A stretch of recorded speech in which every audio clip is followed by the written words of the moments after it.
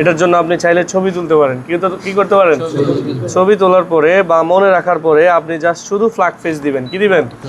Flag face দিয়ে 350 এবং বাতাস 70 দিয়ে দীর্ঘক্ষণ হিট দিয়ে ঘুরিয়ে ঘুরিয়ে এক জায়গায় ধরে রাখা যাবে না, নইলে আইসি ড্যামেজ হয়ে যাবে। বুঝতে পারছি?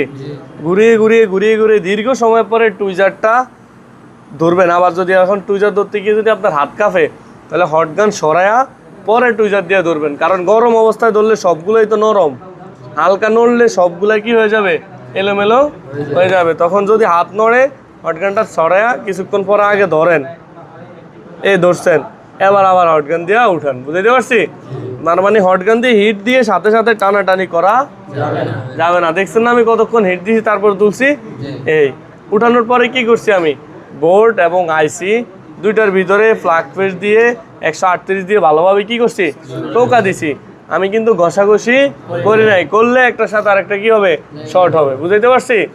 এবার আমরা যখন সোল্ডারিং করছি, করার পরে আমি দুইটাকে উইক দিয়ে ভালোভাবে কি করছি? পরিষ্কার করছি।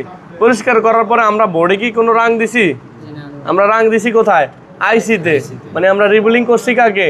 আইসিকে। আর বোর্ড কি রাখছি? পরিষ্কারই রাখছি নাকি? এবার আমরা বোর্ডের ভিতরে হালকা ফ্ল্যাগ ফেস দিয়ে আইসিটাকে রিবুলিং করে কি করে দিছি? বসাই দিছি। এবার আমি একটা কথা বলছিলাম, যদি আইসির বলগুলা অনেক চিকন চিকন হয়, লাইনগুলো অনেক চিকন চিকন হয়, সেক্ষেত্রে আইসিও রিবুলিং করবো, বোর্ডের ভিতরেও সোল্ডারিং করবো। কথা বুঝতে পারছি?